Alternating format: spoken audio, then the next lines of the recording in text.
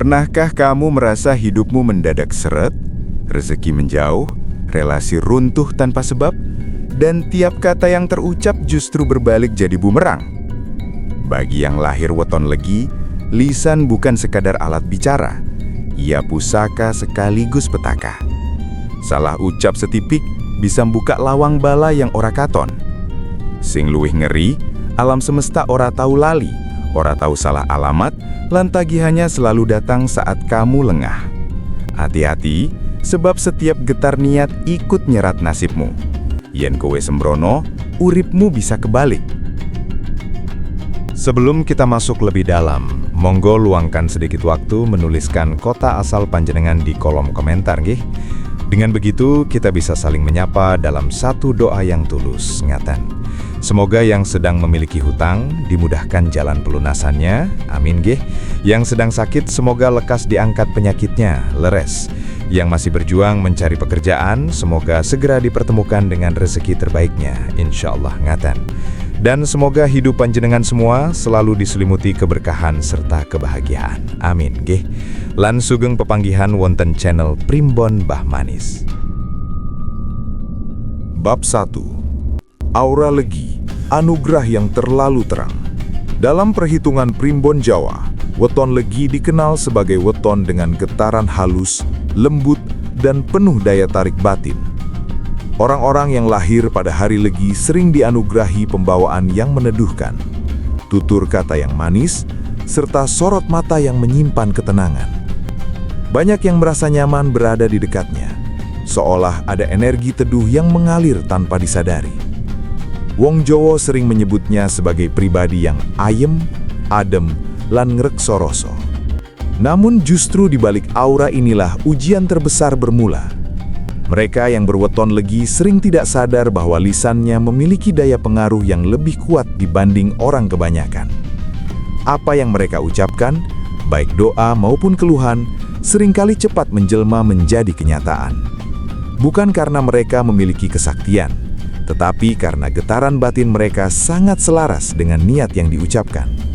Dalam istilah para sepuh, legi kui gampang kecantol karo semesta. Masalahnya tidak semua ucapan lahir dari kejernihan hati. Ketika sedang sedih, orang legi bisa melontarkan kalimat seperti, "Hidupku kok begini terus ya?" Saat kecewa, bisa terucap, "Percuma usaha, ora bakal iso sukses." Saat marah, lidahnya bisa tergelincir pada kutukan terhadap diri sendiri. Dan disinilah bahaya itu bersembunyi. Karena alam, atau lebih tepatnya hukum sebab akibat batin, tidak membedakan mana ucapan serius, mana yang hanya keluhan sesaat. Segalanya tercatat dalam getar rasa, segalanya menanam benih. Wong legi ibarat tanah subur, apapun yang ditanam lewat lisan akan cepat tumbuh. Banyak orang legi yang merasa hidupnya aneh, bukan karena mereka kurang usaha, bukan karena mereka kurang pintar, tetapi karena tanpa sadar mereka sering menanam program negatif lewat kata-kata sendiri. Ada yang merasa rezekinya sering nyempil, datang sebentar lalu menghilang. Ada yang hubungannya selalu kandas, padahal niatnya tulus. Ada pula yang merasa seperti ada tembok tak kasat mata yang menghalangi jalan hidupnya. Padahal akar masalahnya sederhana, tapi nyaris tak disadari, lisan yang tidak terjaga.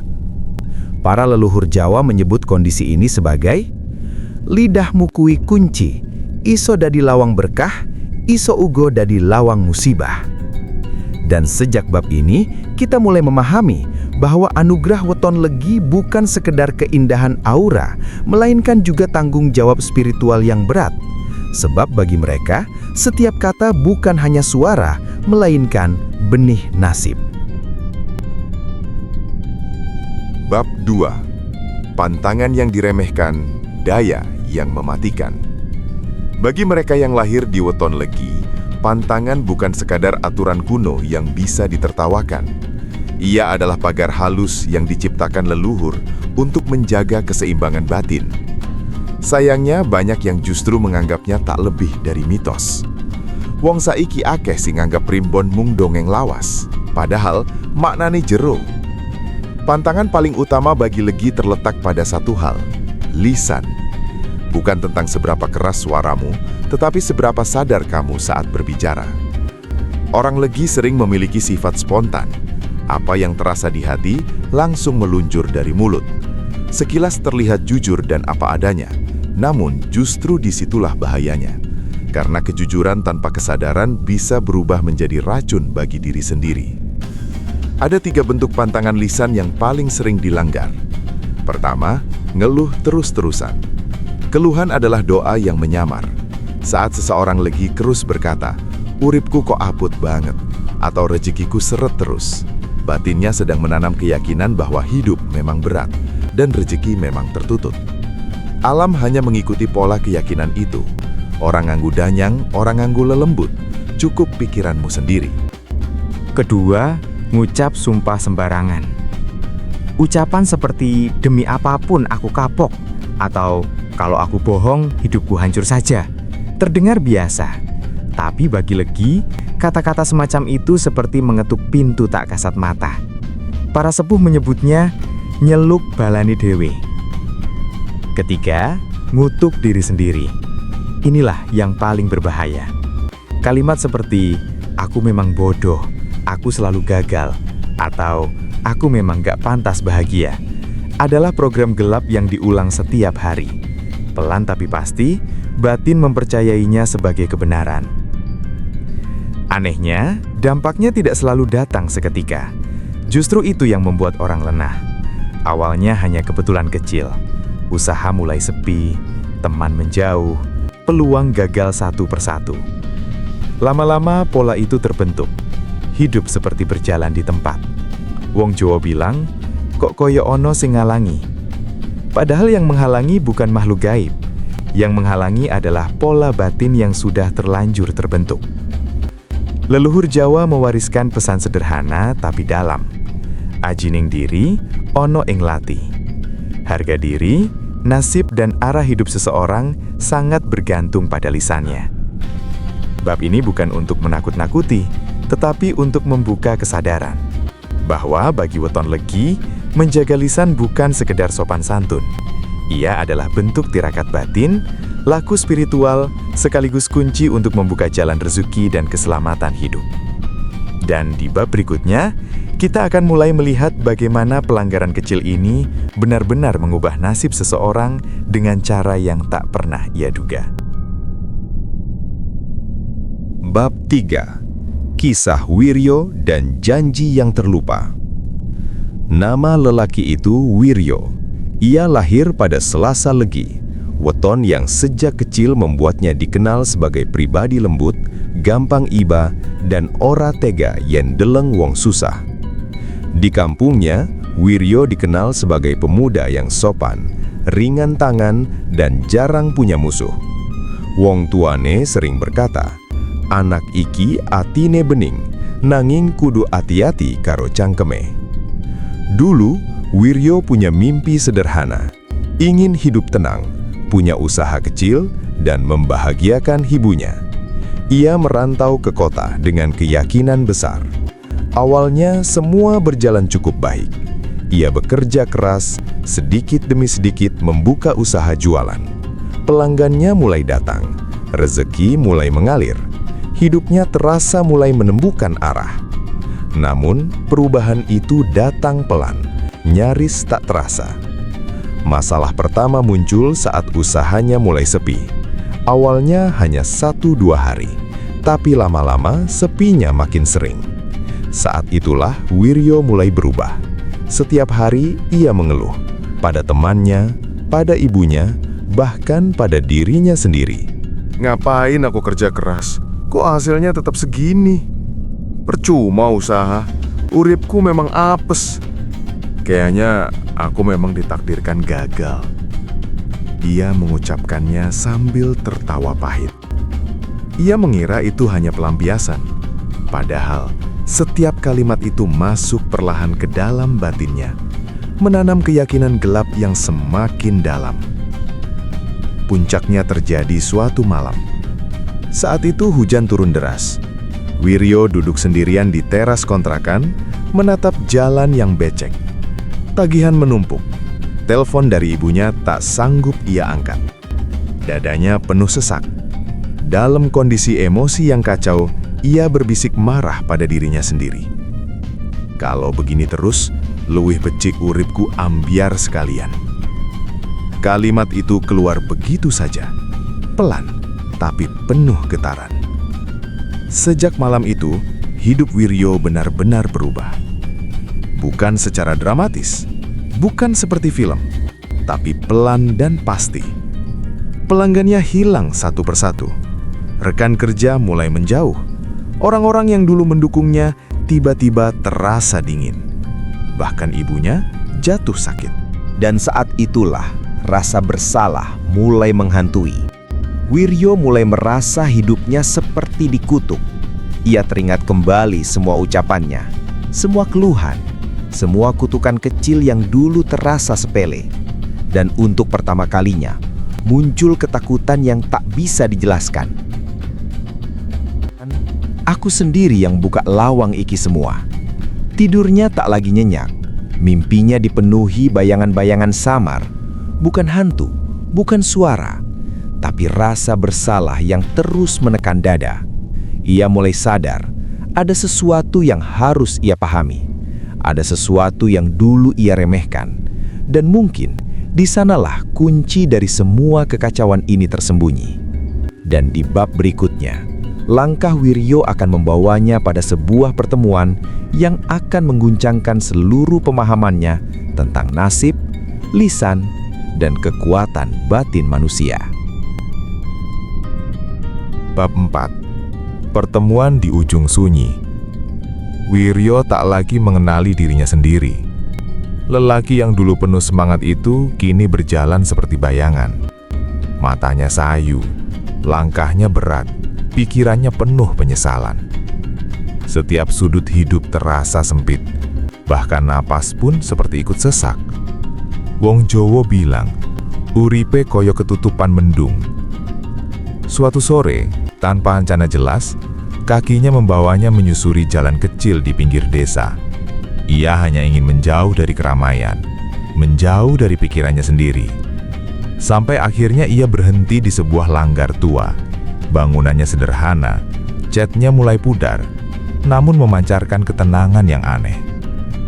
Dari dalam terdengar suara zikir pelan, tenang, ritmis, menenangkan batin. Wiryo duduk di teras, menunduk. Tak lama kemudian keluar seorang lelaki tua. Rambutnya putih, langkahnya pelan, wajahnya teduh. Matanya menatap Wiryo bukan seperti menilai, tapi seperti memahami. "Kowe iki lagi kebak yo," ucapnya pelan. Wiryo terkejut. Ia tak tahu kenapa, tapi kalimat sederhana itu langsung merobohkan pertahanannya. Tanpa sadar, air mata yang lama ia tahan akhirnya jatuh. Mereka duduk berdua. Tak ada ceramah panjang, hanya percakapan sederhana, tapi setiap katanya terasa menembus dada. Wiryo menceritakan semuanya, tentang hidupnya yang runtuh, tentang kata-kata buruk yang sering ia ucapkan, tentang rasa bersalah yang kini menghantuinya. Ia berharap sang sepuh akan mengiyakan bahwa dirinya memang sedang kena sesuatu. Namun jawaban sang sepuh justru berbeda. "Le, ora ono sing ngutu kowe. Ora ono sing ngirim petoko.